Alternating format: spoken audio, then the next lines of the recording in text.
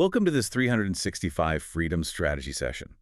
Today we're breaking down the mechanics of calm productivity and why speed is often a mask for insecurity. Yeah, and it sounds like a contradiction in terms right out of the gate, doesn't it? It really does. Yeah. I mean, we're operating in an economy that just seems to value velocity above literally everything else, Right. Move fast and break things was the mantra for what, a solid decade? at least. But when you actually strip away all that noise and you look at the physics, the actual mechanics of high-performance output, you realize something pretty uncomfortable. Which is? That speed, and I specifically mean the frantic, breathless, reactive kind of speed, is usually a symptom of a much deeper structural failure. Okay, that is a heavy opening statement, and I want to push on that immediately because I think a lot of people listening to us right now, myself included sometimes, we operate under this assumption that if we aren't moving fast, we're dying. Sure, the market is moving, so you have to move. Exactly. In a competitive market, isn't speed a virtue? If I'm not fast, my competitor is going to eat my lunch. So are we saying speed itself is bad, or are we just redefining what speed actually looks like? We have to redefine it. What we're doing today is essentially an audit of the operating system that most people are running their lives on. Okay. We really need to establish the stakes here early on. We have to distinguish between movement and progress. Movement versus progress. Right. Think about it like a car. You can sit in your driveway, put the car in neutral, and spin your tires at 7,000 RPM. You're going to create a ton of smoke, a ton of noise. The engine is screaming. But you haven't moved an inch. You haven't gone anywhere. Yeah. That is movement. Progress is traction. And often, getting traction actually requires shifting down to a lower RPM so the gears can engage. I love that analogy. Yeah. So it's the difference between redlining in neutral and actually putting the car in drive. Precisely. And the core conflict we're dissecting in this session is that our cultural addiction to hustle, this sort of performative busyness, is actively destroying the mechanics of high-performance output. So it's not just inefficient. You're saying it's actively destructive. Highly destructive.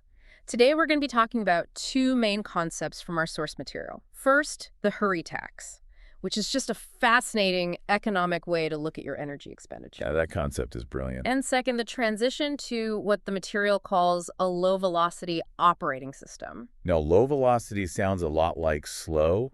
Yeah. And I can tell you right now, telling a founder or a high-performing executive who's listening to this to go low velocity is going to immediately trigger a panic response. Oh, absolutely. They hear that and they just hear loss of market share. They usually do. Because it sounds like a concession. It sounds like giving up. But as we unpack this, you're going to see that low velocity is actually the secret to high output.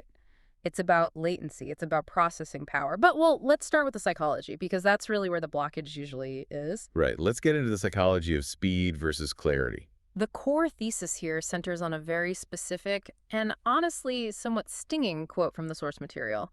Speed is often a mask for insecurity. Yeah. That one hit me right between the eyes when I read the brief. It doesn't read like advice. It feels like a diagnosis. It is a diagnosis. Speed is a mask for insecurity.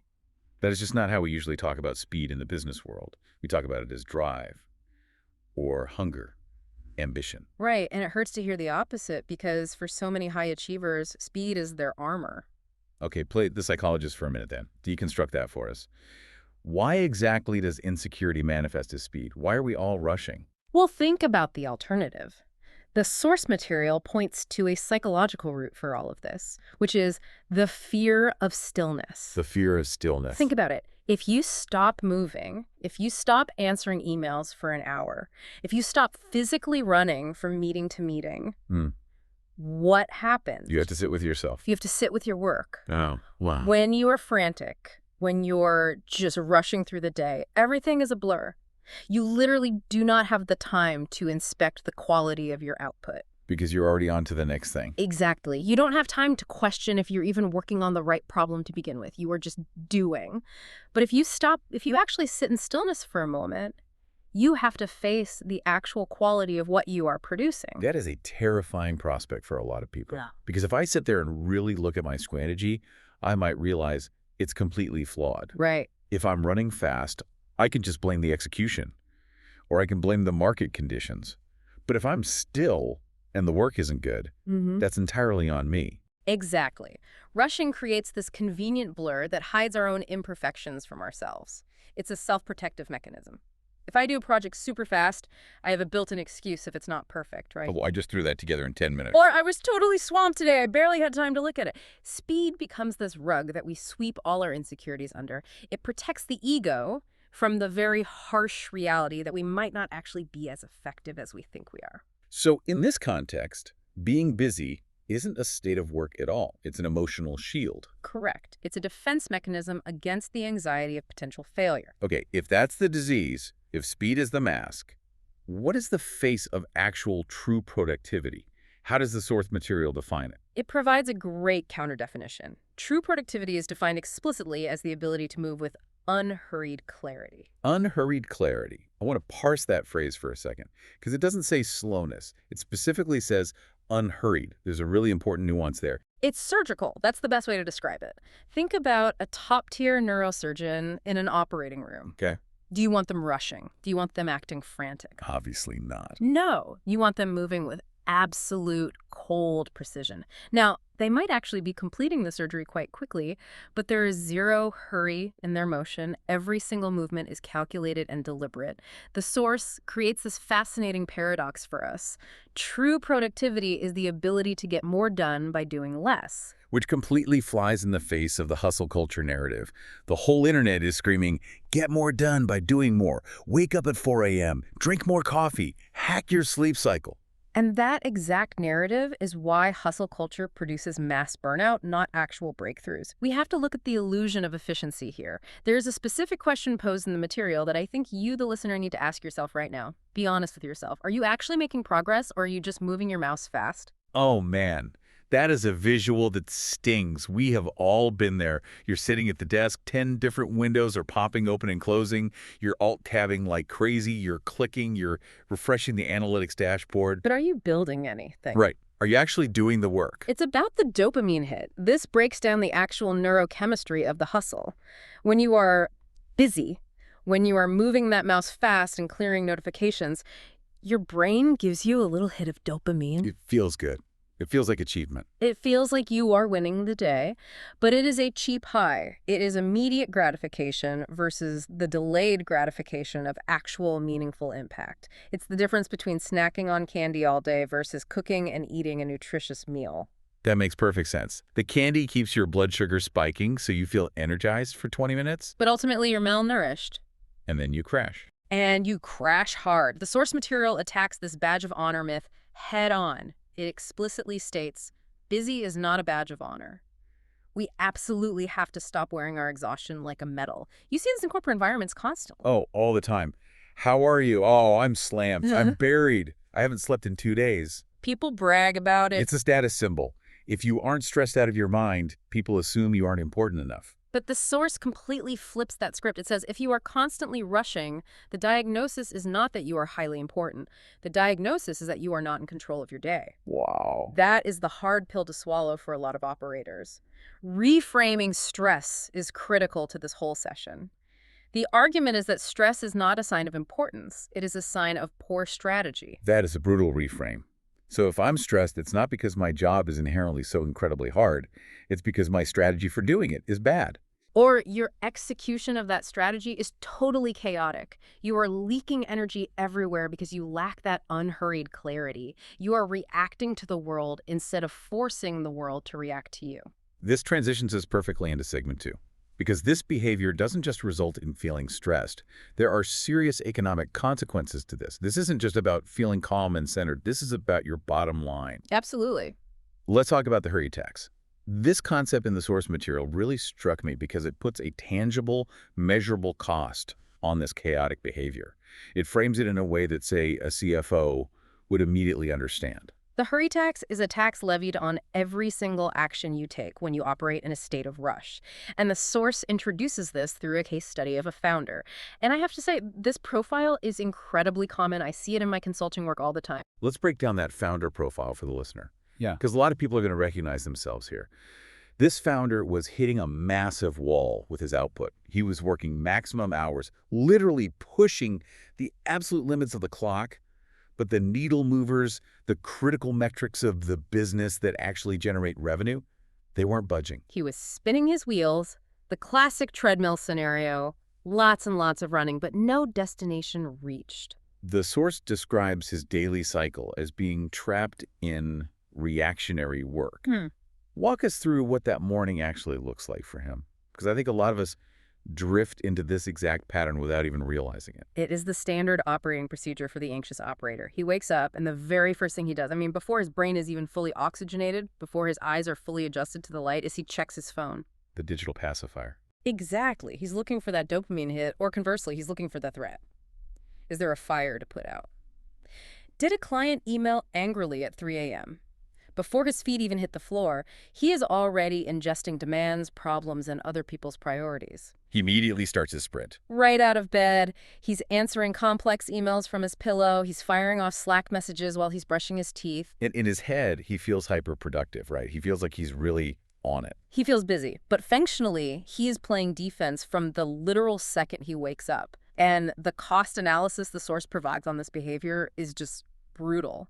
By 2 in the afternoon, his brain was described as completely fried. Which means the afternoon, which is typically when you actually have the quiet time for deep strategic thinking, is essentially wasted. Physiologically, yes, it's gone. You have entirely depleted your cognitive resources. Your executive function is tapped out on low-value reactionary tasks. But the hurry tax goes a lot deeper than just afternoon fatigue. It's the output cost. Exactly. He was creating zero value despite putting in exceptionally high effort. Zero value. High effort. That's the tax right there. And let's look at the specific line items on that tax bill according to the source. First, mistakes made due to speed. Second, mental fog. And third, and this is the really big one, the time required to fix the sloppy errors later. That is the double payment of the hurry tax. And I think this is the part we always forget in the heat of the moment. We think, I'll just get this out the door quickly. But if you do it quickly and you do it wrong, you have to do it again. So you pay up front with the stress of doing it fast, and then you pay a second time with the hours it takes to untangle and redo it. It creates a massive deficit. You are basically borrowing time from your future self at a usurious interest rate. You are taking out a payday loan on your own productivity. Now, the source material pairs this founder's story with another case study, a student. And I found this really interesting because it proves this isn't just a C-suite executive problem. This is a fundamental human behavior issue across the board. We call this one the inbox trap. And you see this everywhere, with students, with freelancers, with middle management. This particular student was totally obsessed with the idea of clearing his plate. The old, I just need to get to inbox 0, and then I can finally start my real work. Which is the great lie of the modern knowledge worker. The behavior described here is a frantic early morning race against the inbox. He thought he was being highly efficient. He thought he was being a good student by being so responsive. What was the reality? The reality was that he was just busy. And the result of that frantic inbox clearing was sloppy errors. He was sending out emails that were incredibly unclear. He was submitting coursework that was half-baked. And just like our founder, this required twice the work to fix on the back end. That's such a key insight. By rushing to clear the inbox, he was actually polluting his own inbox. Precisely. He was creating these endless loops of clarification. People emailing back saying, wait, what did you mean by this? Yeah. None of that would exist if he had just taken 5 minutes to write the first email with clarity. The synthesis of these two stories is crucial for the listener to grasp. Whether you are running a multi-million-dollar company or you are studying for a university degree, the hurry tax is universal. If you rush, you pay in quality, you pay in clarity, and eventually you pay in time. So we've thoroughly established the problem. We know the psychology, it's the fear of stillness. We know the economics, it's the hurry tax. Now we need to transition to segment 3 and talk about the fix. Because if I'm listening to this and I'm realizing I've been paying this tax every single day of my career, I want to know how to stop the bleeding. Let's do it. The source material outlines a very specific operational shift. It's called the low velocity start. This is the exact antidote, and I want to be extremely clear here for the listener. This is a mechanical operational protocol. This is not just some vague mindset shift. Right, no manifesting your way out of this one. Exactly. I don't want to hear just be more mindful in the morning. This involves changing the actual physical mechanics of how you start your day. Okay, let's break down those mechanics. How do you actually execute a low velocity start? Because practically speaking, the world is noisy. Clients are emailing, Slack is pinging. How do you actually shut it out? The very first step is physically removing the race element from your morning routine. You have to consciously, actively choose not to sprint. That implies, physically, not grabbing the phone off the nightstand. It has to. You simply cannot have a low-velocity start if you are plugging yourself into the high-velocity stream of the internet immediately upon waking. Think about what the internet is. It is a fire hose of other people's urgency. If you open that valve the second you wake up, you drown. So what do you do instead? The goal of the protocol is to create space to think before you start typing. It requires focusing your morning on exactly one high-impact task. Just one. Not a list of 10 things to check off. Not clearing the small, easy stuff first to build momentum. No. And that common advice to build momentum with small tasks is very often a trap. Yes. It's procrastination disguised as productivity. It's a way for your brain to feel busy and get that dopamine without actually doing the hard, scary thing. Wow. The low-velocity start dictates the opposite. You pick the hardest, most important thing, the deep strategic document, the complex code architecture, the difficult client proposal, and you execute it slowly. And this leads us directly to what the source calls the paradox of speed. Which is, when you stop rushing, the work actually gets done faster. It sounds so counterintuitive, sounds like a Zen koan or something. Yeah.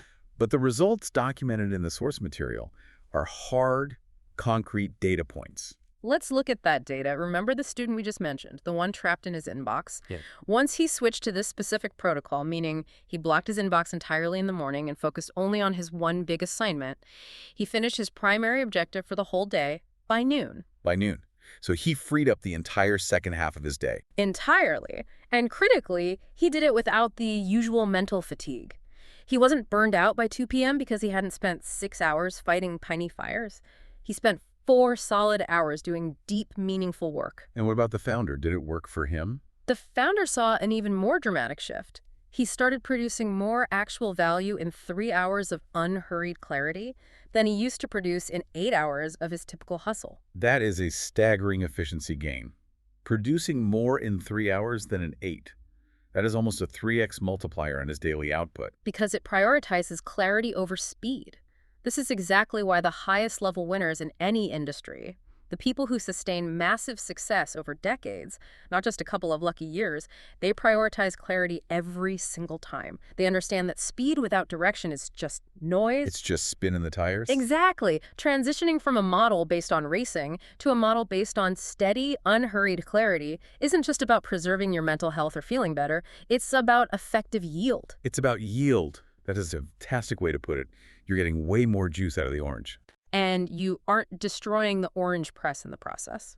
So we have the low-velocity start as the core daily mechanism. But Yeah. for segment 4, I want to zoom out and look at the broader market implications of this.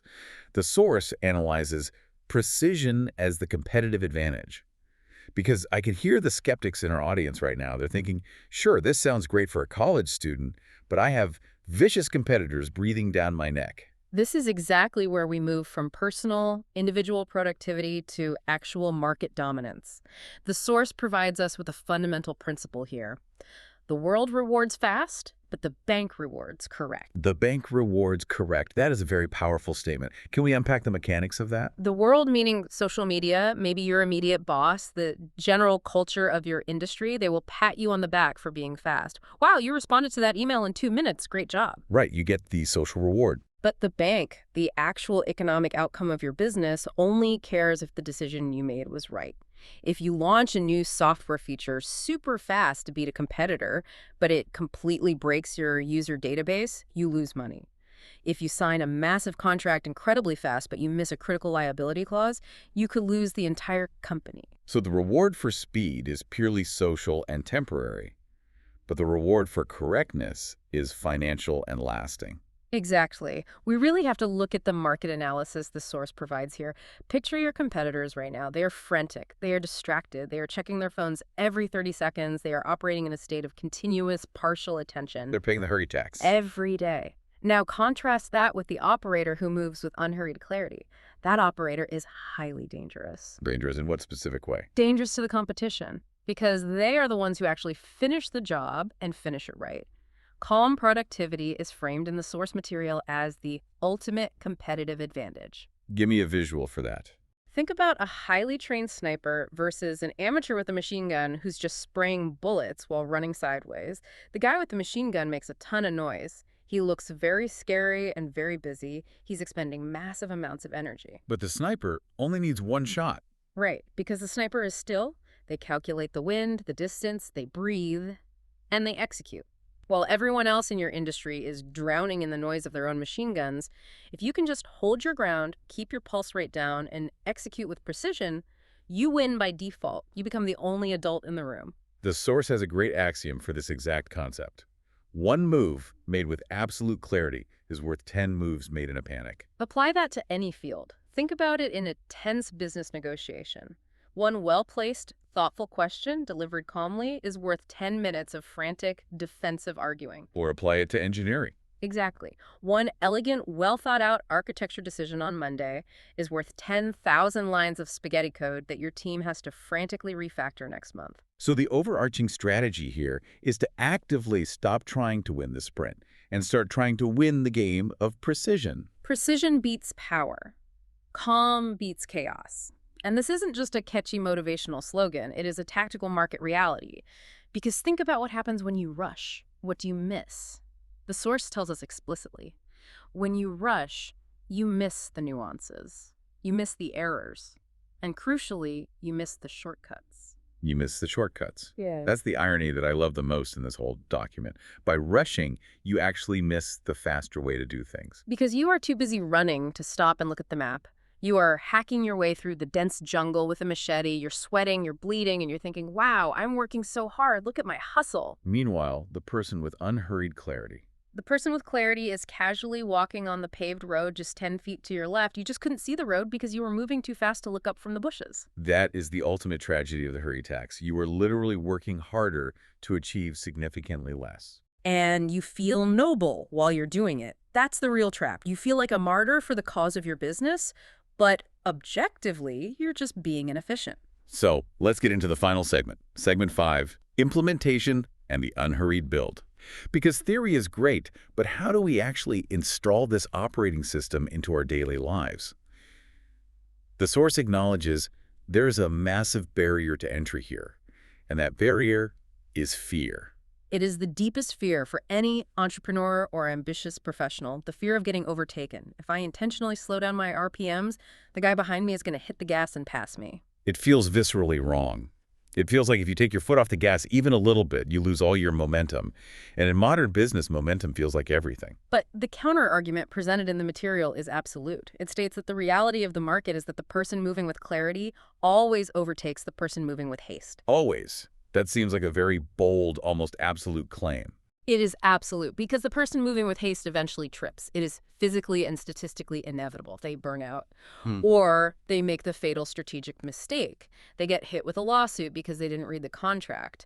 They alienate their best team members by managing chaotically. So what is the alternative model? It's what the source calls the unhurried build. This is about consistent, compounding, error-free progress. It is the classic fable of the tortoise and the hare. But in this version, the tortoise is also wearing a jetpack of precision. Okay, so how do we as listeners actually start the unhurried build tomorrow morning? What is the strict protocol? The source gives us a very rigid daily objective protocol. It is a 3-step system. It sounds incredibly simple on paper, but it is brutally hard to execute if you are currently addicted to the hustle. Okay, walk us through it. Step 1. Step 1. Choose the most important task for the day. Just one task. Not my top 3 priorities for the day. No, one singular task. I imagine that constraint forces you to do some really painful evaluation about what actually matters to your business. It forces ultimate prioritization. Step 2. Commit to finishing it. Finishing it, not just chipping away at it. Exactly. That means completion. You take it from 0 to 100%. You ship it. And step 3. This is the constraint you mentioned earlier. Step 3. Do this entire task without checking your phone or your email once. Not once. For how long? Until the task is finished, period. Yeah. If the task takes 90 minutes, you are totally dark for 90 minutes. If it's a massive strategic build that takes 3 hours, you are dark for 3 hours. Wow. That requires a level of discipline that I think most modern professionals, frankly, do not have right now. But that is exactly why it acts as a competitive advantage. If it were easy to ignore your phone for 3 hours, everyone would have unhurried clarity. The ultimate goal of this protocol is to train your brain to move with unhurried clarity through a complex problem. Because complex problems require continuous focus. You absolutely cannot solve complex, high-value problems in 3-minute bursts of attention sandwiched between Slack notifications. You just can't. Human cognition doesn't work that way. Deep work requires deep, unbroken attention. So this three-step protocol effectively forces you into a state of deep work. It removes the option of falling back on fake work or reactionary task switching. It forces you into reality. It forces you to actually sit down and do the hard work instead of just talking about the work or organizing the work or managing other people doing the work. Let's do a final strategic review of this entire shift, because there is so much to digest here. According to the source, we are actively moving away from reactionary work and shifting toward calm productivity. We are moving from the concept of clearing the plate, which, as we discussed, is a purely defensive posture where you're just trying to get your inbox to zero, to a posture of high-impact execution, which is an offensive strategy aimed at building actual enterprise value. And finally, we are moving from stress as status, that cultural sickness of wearing our burnout and exhaustion like a badge of honor, to clarity as strategy. That last one is the vital key. Clarity is not a luxury reserved for yoga retreats. It is a hard-nosed business strategy. In fact, it is the only operational strategy that genuinely scales over time without breaking the operator. It really completely reframes how we view what a good day at the office actually looks like. A good day isn't one where you frantically ran a marathon and answered 200 emails. A good day is one where you took 3 precise steps and actually reached the destination. Precisely. And often, if you implement this low-velocity start, you can reach that destination by noon. You just have to stop running in circles first. It's fundamentally about having respect for your own cognitive machinery. You wouldn't take a highly tuned Formula One car and drive it off-road through the mud. And you certainly wouldn't drive that Formula One car in first gear with the pedal floored to the floorboards. But that's exactly what rushing is. It is high RPM, low speed. What we want to achieve is low RPM, high speed. That is the definition of true efficiency. As we wrap up this deep dive into the source material, I want to go back to that student in the case study. Just imagine the pure relief he must have felt. Oh, it's total liberation. And that's really why the source brand is called 365 Freedom.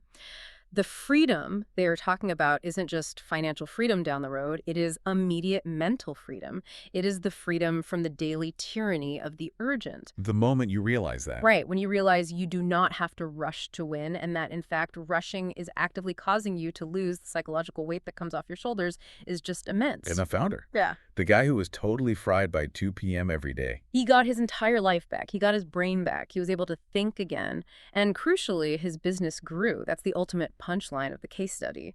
The business grew because he slowed down his velocity, not in spite of it. It's the ultimate validation of the whole theory. The mechanics of calm productivity aren't just about corporate wellness or feeling good. They are about winning. They are about winning the long game. Because the unhurried build is the only build that actually lasts.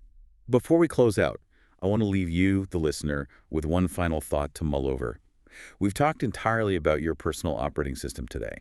What happens when you install this low-velocity, high-clarity operating system across an entire team?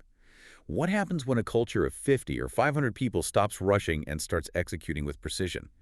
The compounding multiplier on that kind of calm execution isn't just an advantage, it's an absolute market monopoly waiting to happen. It creates an unstoppable force. If you're ready to stop the frantic hustle and start the unhurried build, visit 365 Freedom online. This has been another 365 Freedom Strategy session.